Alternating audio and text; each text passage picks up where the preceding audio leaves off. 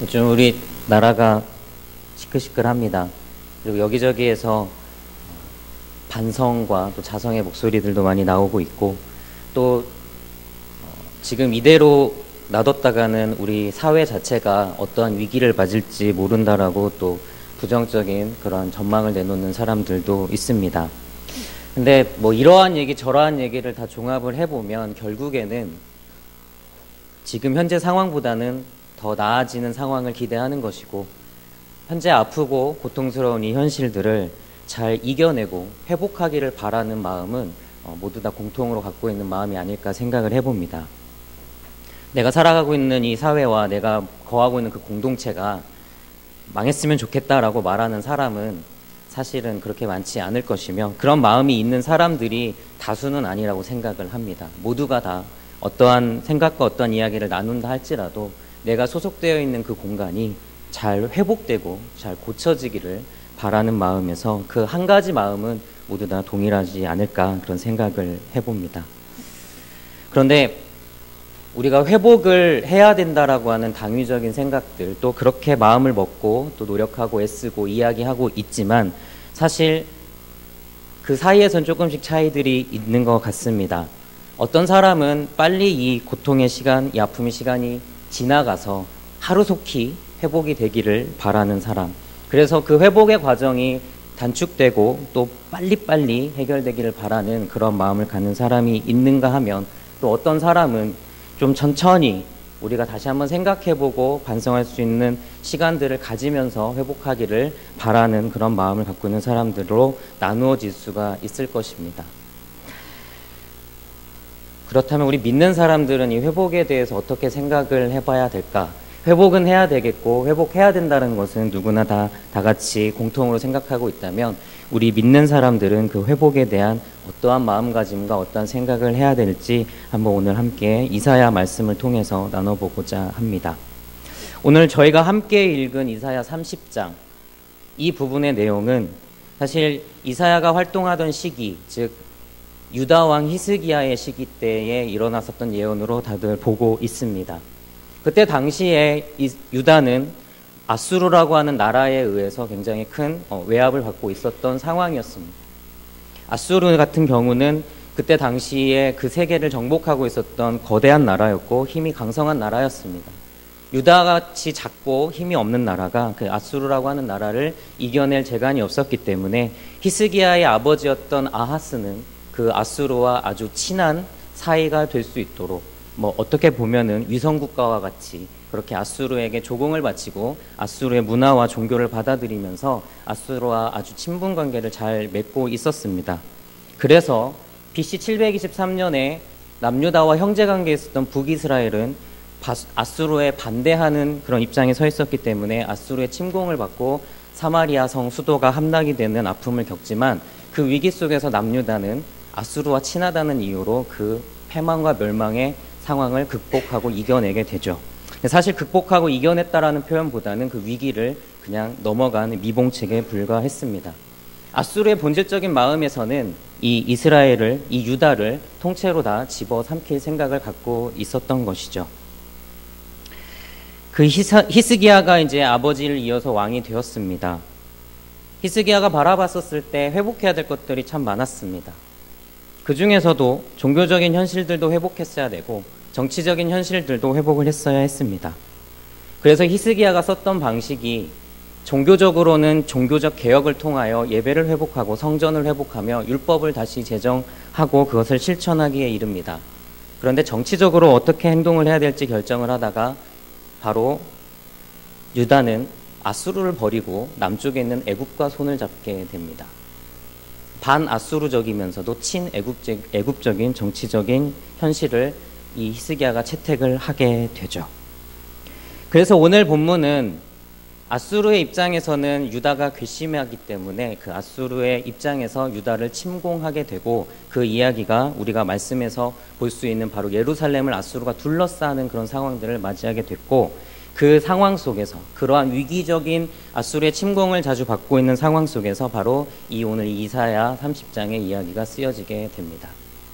간단하게 설명을 드리자면, 유다는 밖에 있는 더 강대한 나라에 의해서 지금 나라가 힘들고 어려운 상황 가운데 처해져 있다는 말씀입니다. 위기의 순간이고 나라의 기틀이 굉장히 어려워지고 외압에 의해서 자신들만의 주권을 가지고 나라를 잘 운영해 나가기 힘든 그런 상황 가운데 이 유다가 처해져 있는 것, 이것이 바로 오늘 본문이 갖고 있는 역사적인 배경이라고 할 수가 있습니다. 남유다도 외압을 강하고 있는 아수르를 통해서 그들이 느껴지는 것도 있겠지만 분명한 것은 그들이 이 상황을 극복하고 이겨내고 회복해야 된다라고 하는 것입니다. 다른 나라에 의해서 자꾸 침범을 당하고 어떻게 보면 주권을 빼앗길 수도 있는 그런 상황들을 잘 극복하고 이겨내야만이 이 남유다가 굳건한 반석에 설 수 있고 회복할 수 있다라고 하는 것은 지금 이 본문에 그려지고 있는 남유다가 처해져 있는 상황이라고 할 수가 있는 것이죠. 회복을 해야 합니다. 회복해야 하고 회복의 방법들을 강구해야 하고 이때 당시에 통치하고 있었던 통치자들, 특별히 히스기야 왕은 그 회복의 방법을 분명하게 선택을 했어야 했습니다. 말씀은 이 히스기야에게 어떻게 회복하라고, 이 남유다 백성들에게 어떻게 회복해야 될 것을 이야기하고 있을까? 우리는 오늘 저희가 함께 읽은 이 이사야 30장 18절에서 22절 안에 있는 6가지의 단어를 통해서 한번 살펴보고자 합니다. 이 6개의 단어는 2개씩 묶어져서 여러분과 함께 나눠지게 될 것입니다. 여러분이 말씀을 보시면서 그 단어에 집중하시면서 따라오신다면 이 남유다가 처해져 있는 상황이 어떻게 회복의 단계로 넘어갈 수 있는 것인지, 그리고 이 회복을 해야 될 남유다의 상황과 우리 삶과 어떠한 관계가 있는 것인지 여러분들이 그 단초를 발견하실 수 있으리라 믿습니다. 첫 번째는 18절에 나와 있는 단어와 19절에 나와 있는 단어를 묶어서 생각해 보고자 합니다. 18절 후반부에 이런 말이 쓰여져 있습니다. 여호와는 정의의 하나님이시라. 그를 기다리는 자마다 복이 있도다. 19절 중반에 있는 말씀입니다. 그가 내 부르짖는 소리로 말미암아 내게 은혜를 베푸시되 그가 들으실 때에 내게 응답하시리라. 여기서 우리가 집중해서 봐야 될 단어는 바로 기다리다라는 단어와 부르짖는다라는 단어입니다. 이 말씀을 하시고 20절에 이런 말이 한마디 나오고 있습니다. 주께서 너희에게 환난의 떡과 고생의 물을 주시나. 환난의 떡과 고생의 물을 주신다. 우리가 회복을 하기 위해서는 먼저 우리의 현실이 현재 어떠한 상황에 처해져 있는지를 인식을 해야 합니다. 즉, 회복이 성립하기 위해서는 현재 어떻게 흐트러져 있고 어떠한 어려움 가운데 우리가 처해져 있는지를 분명히 알아야 한다는 말씀입니다. 회복이라고 하는 단어 속에는 회복하기 이전에 지금 좋지 않다라고 하는 것을 전제하고 있습니다. 회복이라고 하는 말이 성립하기 위해서는 현재 회복하기 이전에 좋지 않은 상태에 내가 처해져 있고 우리 공동체, 우리 나라가 처해져 있다는 그 현실을 인식해야 한다는 말씀입니다. 그 말의 표현이 바로 20절에 나와 있는 환난의 떡과 고생의 물이라는 표현으로 상징되어 있습니다. 우리가 처해져 있는 회복 이전의 상태는 바로 환난의 떡과 고생의 물입니다. 하나님께서 이 환난의 떡과 고생의 물을 허락하셨다라고 말씀은 전하고 있습니다. 이 환난의 떡과 고생의 물을 주신 분이 바로 하나님이시라는 말씀입니다. 환난의 떡, 고생의 물. 환난의 떡은 굉장히 딱딱하다라는 생각이 듭니다. 여러분, 딱딱한 떡 드셔보신 적 있으십니까? 저는 떡을 그렇게 좋아하지는 않는데요. 그래도 따뜻하게 잘 데펴져서 말랑말랑하고 쫀득쫀득하게 준 떡은 잘 먹습니다. 근데 냉장고에 한번 들어갔다가 꽁꽁 얼어가지고 나온 떡을 먹으라고 하면요, 떡도 별로 안 좋아하지만 그 떡은 보지도 않죠. 네, 먹지도 않을 겁니다. 그게 무슨 맛으로 아무리 달콤한 뭐 좋은 재료를 써서 만들었다 하더라도 그 떡이 딱딱하면은 그 떡은 절대 먹지 않습니다. 환란의 떡은 딱딱한 떡을 말합니다. 입에다 넣기도 싫고요. 보기도 싫은 떡입니다. 고생의 물은 어떨까요? 오늘같이 이렇게 더운 여름날 냉장고에서 막 꺼낸 시원한 물 한 사발, 거기에다가 얼음 두어 개 동동 띄우면은 기가 막히죠. 근데 그 물이 쓰다고 생각을 해보십시오. 시원한 물인 줄 알고 마셨는데 엄청 씁니다. 삼키지 못하고 아마 뱉어버릴지 모르겠습니다. 고생의 물은 바로 씁니다. 환란의 떡은 딱딱하고요. 고생의 물은 쓰디 씁니다. 환란의 떡과 고생의 물, 근데 이것을 하나님께서 우리에게 허락하신 것이라고 말씀은 기록을 하고 있습니다. 왜 이것을 우리에게 주셨을까? 왜 환란의 떡과 고생의 물을 우리에게 하나님께서는 허락하셨을까? 그것은 우리들의 현실을 되짚어 보면 금방 알 수 있습니다. 사실 환란의 떡과 고생의 물은 우리가 하나님 앞에 회개하고 뉘우칠 수 있도록 하나님께서 허락하신 기회이자 배려입니다. 만일 우리의 죄악이 그대로 존재함에도 불구하고 어떠한 고통과 시련이 우리 삶에 없다고 한다면 우리는 그 죄악의 상태에 그대로 머물게 됩니다. 만약에 하나님께서 환란의 떡과 고생의 물로 우리를 다스리시지 않으신다면 우리는 그냥 죄악 상태 그대로 있습니다. 즉 회복으로 나아가야 될 그 길의 첫걸음을 떼야 되는데 떼지 못하는 상황 가운데 처하게 된다는 말씀입니다. 분명히 문제가 있고 분명히 죄악 가운데 거했고 분명히 죄를 범했고 분명히 실수했고 분명히 잘못했는데 나에게 환란의 떡과 고생의 물이 없다라고 하는 것은 결국 죄에 대해서 내가 둔감해질 수 있는 것이고 죄를 그리스도 예수 십자가 앞에 비추기보다는 나 자신을 자꾸 합리화하는 것에 이를 수가 있습니다. 그러므로 환란의 떡과 고생의 물을 먹고 마시는 것은 우리가 하나님 앞에 회복으로 나아가기 위한 첫걸음이 될 수 있습니다. 그래서 말씀은 이 환란의 떡과 고생의 물을 언급하면서 우리에게 아까 읽은 두 가지의 행동을 요구하고 계신 겁니다. 바로 기다리는 것과 부르짖는 것을 말씀은 이야기하고 있는 것이죠. 기다리는 것, 우리가 어떻게 이해할 수 있을까요? 환란의 떡 딱딱하다고 말씀드렸습니다. 딱딱한 떡을 굳이 먹어야 되겠다라고 생각하시면 여러분들 어떻게 드시겠습니까? 떡이 딱딱합니다. 근데 이 떡 먹어야 된다고 합니다. 하나님께서 떡을 먹으라고 하십니다. 이 떡 먹기는 먹어야 되겠는데 어떻게 드시겠습니까? 제가 먹어봤습니다. 떡을 딱딱하게 해서 한번 먹어봤습니다. 먹는 방법 한 가지였습니다. 입에다 넣고 오래오래 씹는 거였습니다. 오래오래 씹으면 딱딱한 떡이 금방 잘게 부서지고요. 또 침에 의해서 연하게 되더라고요. 딱딱한 떡 입에다 넣고 잘게 부수고 연해질 때까지 계속 씹습니다. 계속 씹으면 그 떡 연해지게 되고 연해진 떡 잘 소화되었습니다. 만약에 딱딱한 떡을 꼭 먹어야 된다고 했는데 그 떡을 그냥 무턱대고 입에다가 넣고 씹었다고 생각을 해봅시다. 분명 탈날 겁니다. 맛도 없지만 또 뱃속에서 분명히 탈이 날 게 분명합니다. 고생의 물은 어떻게 먹을까요? 쓴물입니다. 근데 이거는 정신을 무장하면 된다고 생각이 들었습니다. 보통 우리 옛말에 몸에 좋은 약은 쓰다라는 말이 있습니다.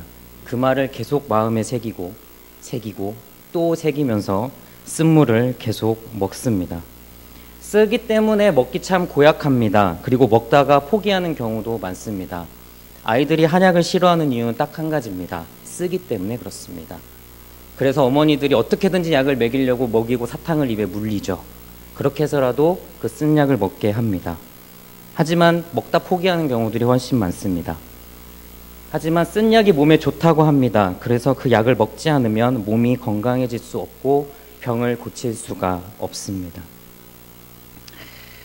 여러분, 우리에게 찾아온 환란의 떡이 딱딱하다고 해서 몇 번 씹다가 뱉으면 환란이 사라지지 않습니다. 그것이 소화될 때까지 떡은 언제나 우리 입속에 꼭 머물게 됩니다. 우리가 회복해야 하고, 우리가 분명하게 회복의 길로 가야 하고, 마지막에 최종적으로 회복하기 위해서는 잘못한 것에 대한 분명한 우리의 책임이 있습니다. 그것은 딱딱한 떡을 입에 계속 물고 씹는 것입니다. 딱딱하더라도 인내하면서 끝까지 꼭꼭 씹어서 잘게 만들어서 넘겨야 됩니다. 그게 환란의 떡입니다. 또한 우리가 마시는 고생의 물이 쓰다고 해서 우리들의 목 뒤로 넘기지 않을 수 없습니다. 그 물도 달게 마셔야 합니다. 쓰더라도 끝까지 참고 넘겨야 합니다. 환란의 떡과 고생의 물을 피할 수 있다고 생각하지 마십시오. 그것은 피하는 것이 아니라 바로 수용하는 것입니다. 왜냐하면 그것이 하나님께서 우리가 돌이키고 회복할 수 있도록 허락하신 기회이고 배려며 사랑이기 때문에 그렇습니다.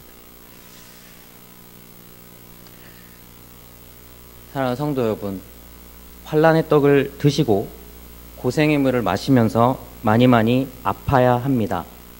그게 바로 기다리는 겁니다. 입에다 떡을 넣고 열심히 씹는 기다림이 있어야 합니다. 아무리 물이 써도 그 물을 끝까지 다 마시는 인내가 필요합니다. 그렇게 기다리는 자에게 하나님께서는 회복을 약속해 주십니다. 회복은 그냥 거저 주어지는 것이 아닙니다. 말만 열심히 한다고 해서 회복하는 것이 아닙니다. 나에게 주어져 있는 환란의 떡과 나의 앞에 놓여져 있는 고생의 물을 마시지 않으면은 나에게 있어서, 우리 공동체에 있어서, 이 사회에 있어서 회복의 역사는 첫 걸음부터 떼지 못할 수 있습니다. 하나님께서는 우리에게 원하시는 것이 바로 이 환란의 떡을 인내함으로 먹고 고생의 물을 끝까지 참고 견디며 마시는 것을 하나님께서는 원하십니다. 그래서 우리는 기다려야 하는 것입니다. 그렇다면 기다리면서 우리는 무엇을 할 수 있을까요? 말씀은 우리들에게 명령합니다. 바로 부르짖으라는 것입니다.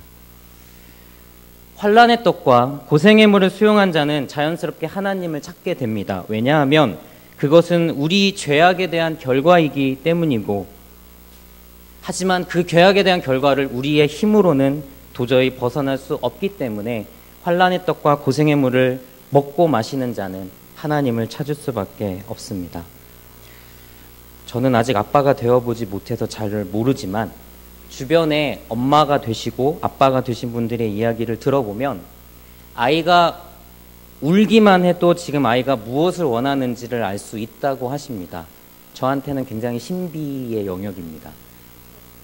제가 듣기에는 저한테는 이제 조카가 둘이 있는데 똑같은 것 같습니다. 이렇게 울으나 저렇게 울으나 다 똑같은 것 같은데 저희 형수님은 기가 막히게 뭐가 원하는지, 아이가 원하는지를 알아내시더라고요. 애가 배가 고픈 건지 지금 졸린 건지 아니면 기저귀를 갈아달라는 건지 분명히 아기는 응애라고만 울고 있는데 그 울음소리를 듣고 엄마는 그 아이가 원하는 것을 알게 되고 그것을 해결해 줍니다. 아이가 울면 부모는 그 아이를 돌아보는 것이 본능입니다. 아이가 응애 엉엉하고 울면 그 아이를 돌아보는 건 부모의 본능이라는 것입니다. 부모가 생각하면서 보는 게 아니고 부모가 갖고 있는 본능입니다. 왜냐하면 부모의 관심이 항상 그 아이를 향해서 있기 때문에 그렇습니다. 부모는 항상 그 아이의 울음소리에 귀를 기울이고 아이가 도대체 무엇을 원하는지, 아이의 말과 아이의 울음은 항상 똑같이 들려오지만 부모는 그 아이의 그 똑같은 울음소리를 구별해내기 위해서 항상 아이를 향해 아이를 바라보고 있는 것이죠. 우리의 영원한 부모가 되어주시는 우리 여호와 하나님께서도 우리가 부르짖는 소리에 언제나 귀를 기울이고 계십니다.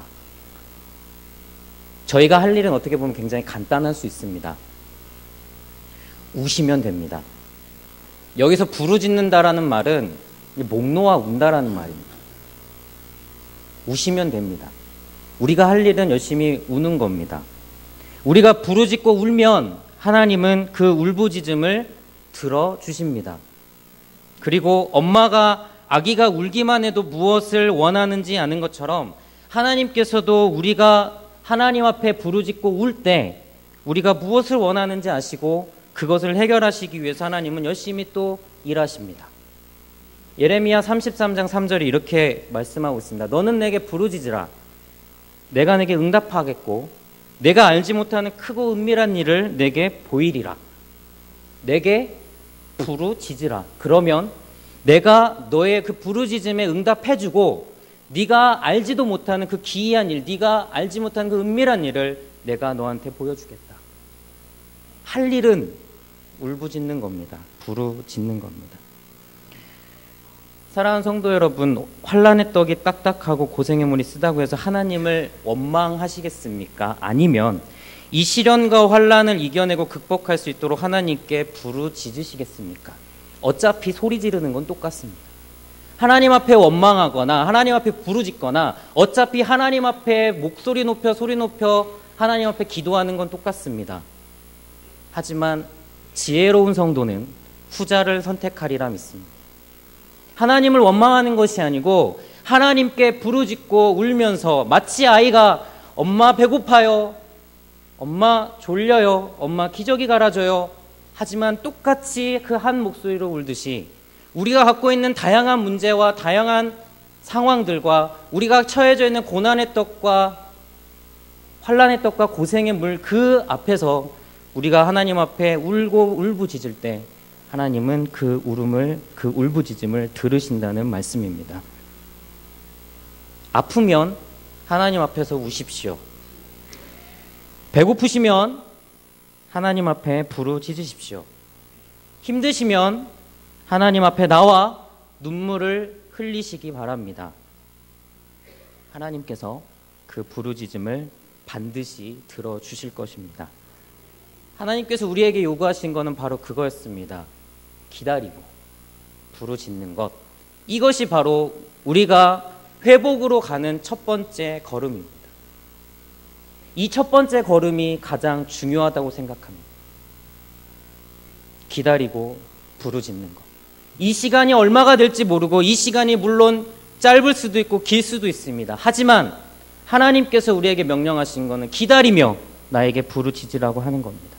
그게 하나님께서 우리들에게 요구하시는 거고 내가 너희 공동체를, 내가 너희 사회를 회복하게 하는 데 있어서 첫 번째로 해야 할 걸음 바로 기다리며 부르짖는 것이라고 하나님께서 말씀을 하십니다.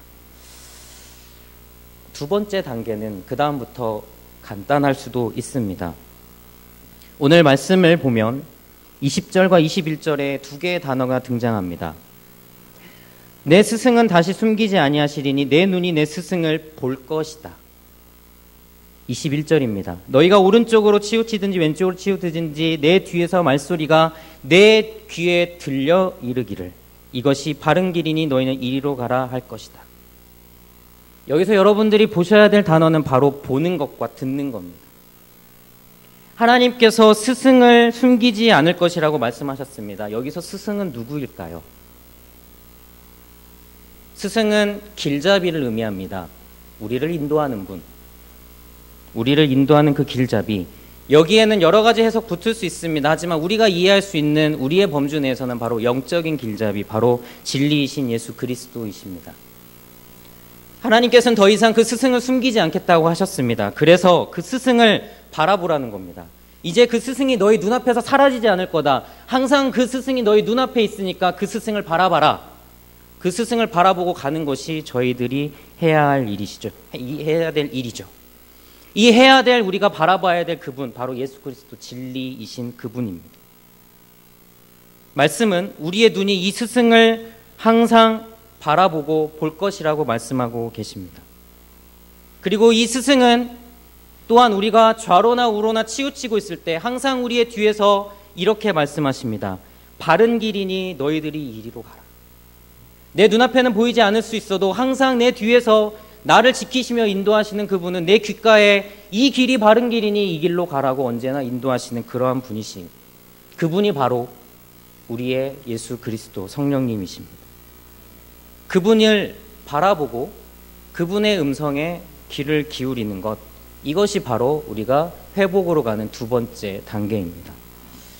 지난주에 저와 함께 나눴던 여호수아 3장 말씀을 여러분 기억하실 수 있을 겁니다.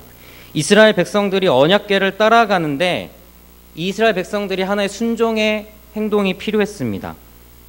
언약궤를 앞세워서 언약궤를 뒤따라갔어야 했습니다. 그런데 말씀에 순종하기 위해서 이스라엘 백성들이 가져야 할 태도가 있었습니다. 바로 그 언약궤를 따라가기는 따라가는데 굉장히 집중하고 따라갔어야 했습니다. 지난주에 말씀드렸다시피 언약궤와 이스라엘 행년 사이의 거리는 2000규빗, 즉 약 1km 정도의 거리가 떨어져 있었습니다.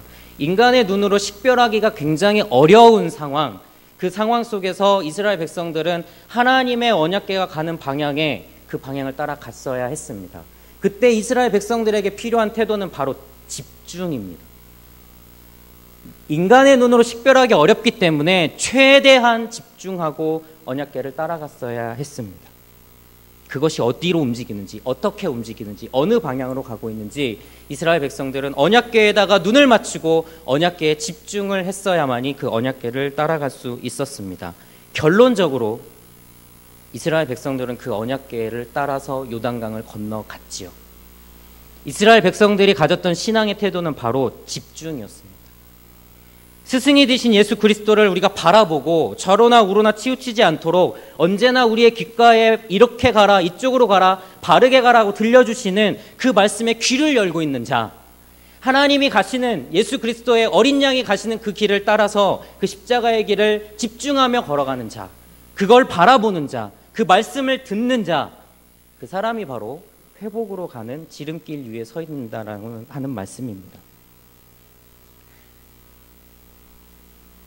하나님께 집중하고 있는 것, 눈을 언제나 예수 그리스도에게 고정하고 내 귀를 하나님의 말씀 가운데 늘 노출시켜 거하고 있는 그 사람은 신앙적으로 집중하고 있는 사람이라는 말씀입니다.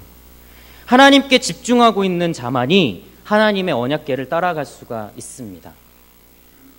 하나님의 말씀을 듣고 행하고 예수 그리스도의 십자가를 언제나 주목하고 바라보는 자만이 하나님의 언약궤를 뒤따라갈 수 있다라는 말씀입니다. 그것이 바로 우리가 회복으로 가는 두 번째 단계입니다. 보고 듣는 것이죠. 이 말씀이 참 쉬운 말씀인데 실천하기 되게 어려운 말씀입니다. 여러분들 삶 가운데에서 분명히 하나님만 바라보고 예수 그리스도만을 바라보며 하나님의 말씀에만 귀를 열고 그 말씀에만 순종하며 살아가야 된다라고 하는 말은 참 쉽게 얘기할 수 있는데 그 말을 나의 삶 가운데 행동으로 실천으로 옮기는 건 너무너무나 힘든 일입니다.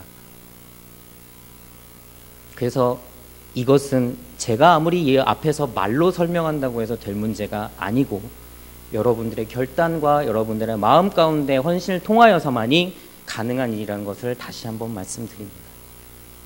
말로 이루어지는 것이 아니고 내가 직접 예수 그리스도의 십자가를 바라보는 것이고 내가 하나님의 말씀에 귀를 기울이고 그 말씀에 집중해서 걸어가는 것, 그것이 바로 하나님의 언약궤를 뒤따라가는 삶이며 그것이 회복으로 가는 두 번째 단계라고 볼 수가 있습니다.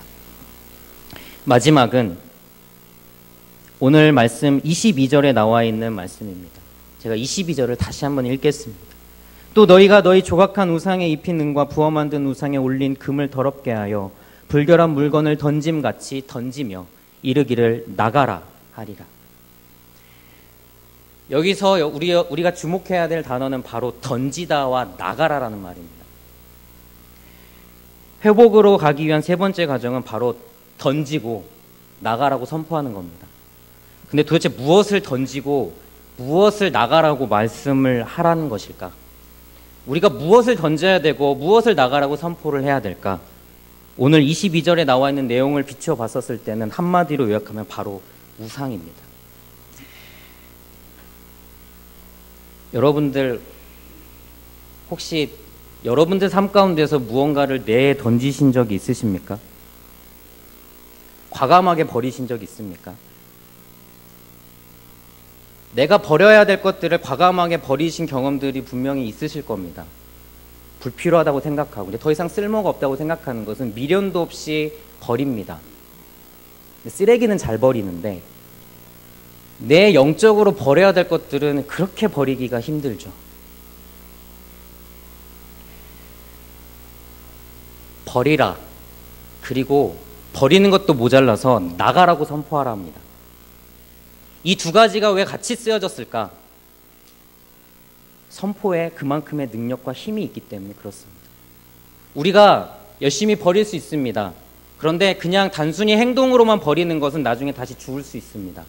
하지만 예수 그리스도의 이름으로 선포하며 버린 것들, 우리의 삶 가운데 우리를 둘러싸고 있는 수많은 우상의 모습들 중에 내가 예수 그리스도의 이름으로 선포하며 버린 것들, 그러한 것들은 사실 다시 주워 담는 것이 쉽지 않습니다. 왜? 우리들의 입술을 통하여서 선포한 예수 그리스도의 그 말씀의 선포가 놀라운 능력이 있기 때문에 그렇습니다. 혹시 여러분들 영적으로 회복하고 싶고 나 다시 이제 이런 거에 빠지지 아니하고 정말 예수님만 집중하면서 살아가고 싶다. 이거 이제 내 삶 가운데 좀 다 치워버리고 버려버리고 싶다. 그때 여러분들 한 가지를 병행해서 하시기를 바랍니다. 오늘 말씀처럼 나가! 라고 선포하시면서 버리시면은 여러분들 삶 가운데 우상이 더 빨리 나가게 됩니다. 특별히 예수 그리스도의 이름을 빌어서 나가라고 말씀을 하시는 그 선포의 말씀이 능력이 있음을 믿으시기 바랍니다. 그렇게 할 때 여러분들 삶 가운데를 둘러싸고 있는 우상의 흔적들이 사라지게 됩니다. 여러분 혹시 단호박이라는 말 들어보신 적 있으십니까? 단호박? 이게 먹는 게 아니고요. 요즘 인터넷에서 하고 있는 말 중에 하나가 단호박이라는 말이 있습니다. 단호하다라는 말을 그렇게 씁니다. 단호하다. 요즘 이제 젊은 친구들이 많이 사용하는 단어입니다. 우리가 단호박해야 합니다. 뭐에 대해서? 바로 우상에 대해서는 아주 철저하게 단호박해야 합니다. 하나님께서 우리에게 신앙적으로 관대하게 신앙생활해야 될 것들을 여러 가지 이야기하셨습니다. 그런데 말씀에서 예수님까지도 아주 단호하고 분명하게 선을 그어버리신 건 뭐냐면 바로 하나님의 자리와 우상의 자리를 겸하여서 할 수 없다라는 것만큼은 아주 단호하게 말씀하십니다. 우리들의 마음의 중심에는 두 주인을 섬길 수가 없습니다. 그거는 확실합니다. 여기에 대해서는 일체의 애누리가 없습니다. 이거는 너무너무 단호하게 우리가 정리해야 되고 분명하게 선을 그어야 됩니다. 하나님 조금, 세상 조금, 하나님 조금, 사단 조금, 그렇게 우리들의 영혼의 마음밭에 그렇게 걸쳐 있을 수가 없습니다. 본질적으로 그렇게 되지 않습니다. 하나님이 계시면 사단은 없는 거고 사단이 있으면 하나님은 계시지 않는 겁니다. 그게 분명합니다. 그렇기 때문에 이 자리를 나누어 가질 수 없기 때문에 단호하게 잘라버리라는 겁니다.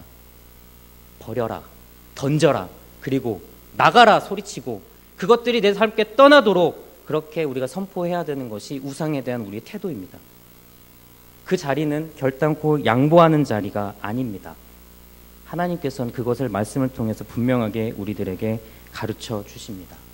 내 영혼과 내 삶을 침투해서 좀먹고 있는 그 우상의 흔적들에 대해서 끊임없이 선포하며 내보내고 내쫓고 내다 던지는 그 과감한 행동을 통하여서 하나님은 우리의 마지막 회복의 단계를 말씀하시고 우리를 그렇게 회복하시고 우리를 회복을 완성을 이루시는 것을 볼 수가 있습니다.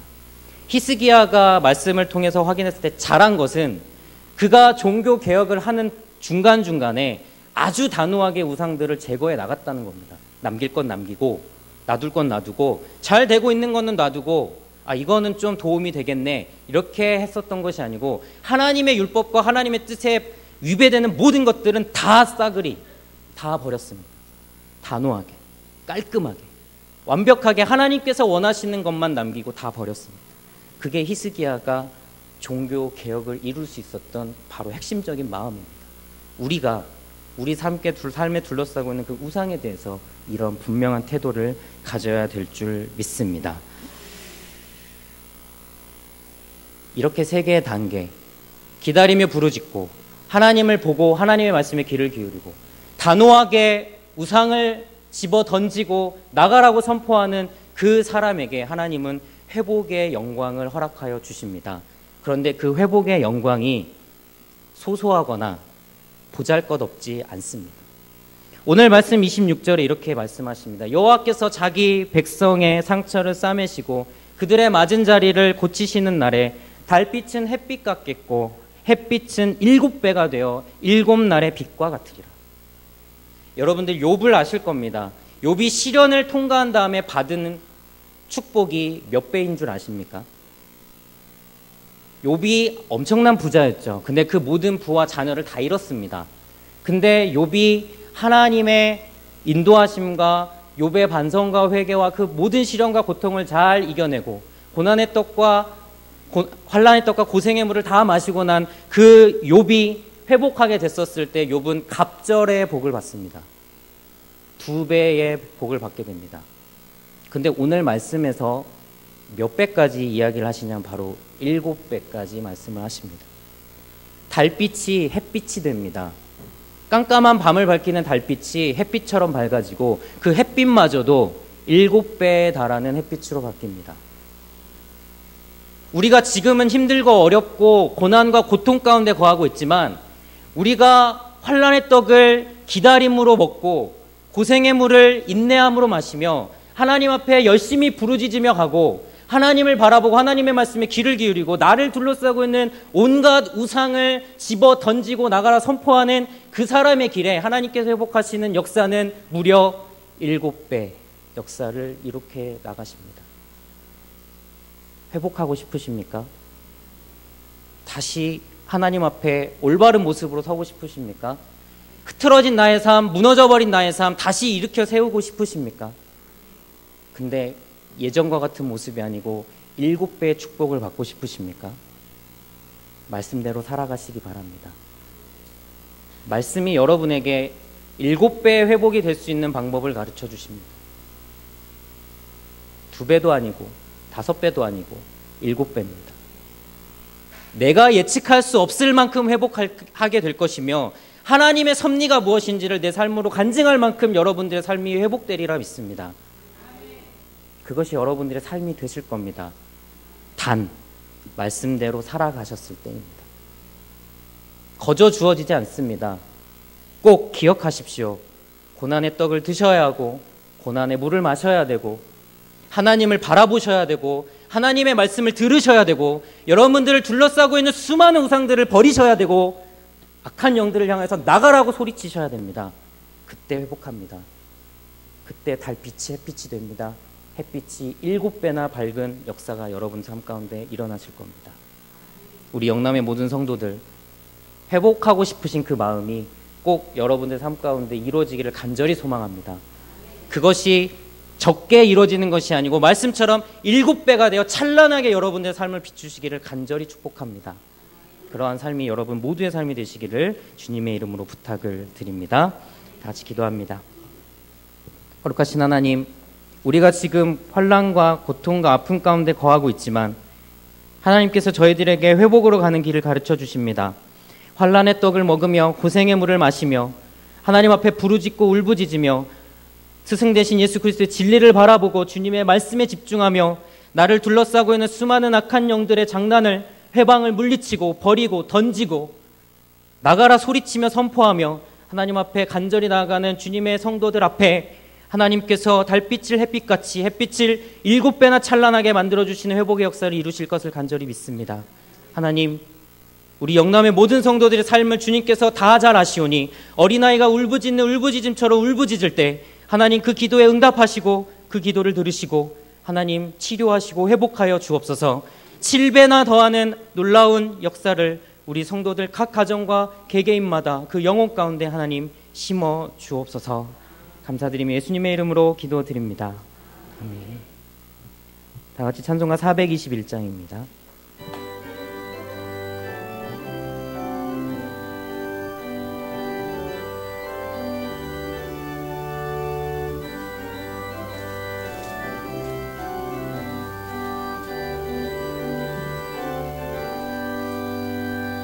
내가 예수 믿고서 죄 사함 받아 나의 모든 것 다 변했네. 지금 내가 가는 길 천국길이요 주의 피로 내 죄가 씻겼네. 나의 모든 것 변하고 그 피로 구속 받았네. 하나님은 나의 구원 되시오니 내게 정죄함 없겠네. 주님 밝은 빛 되사 어둠에 치니 나의 모든 것 다 변했네.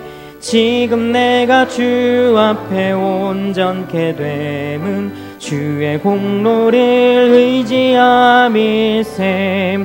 나의 모든 것 변하고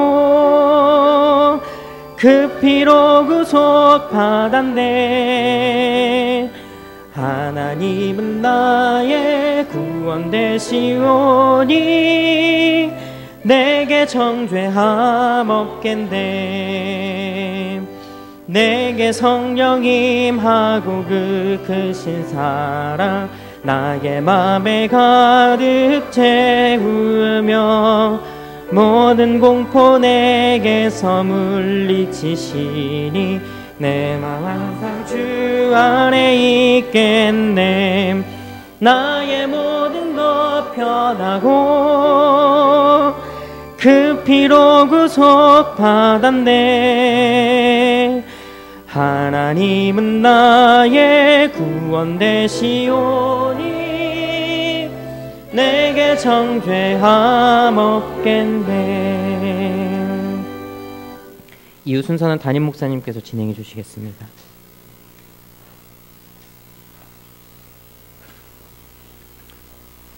교회 소식 주보를 참조하시고요. 지난주부터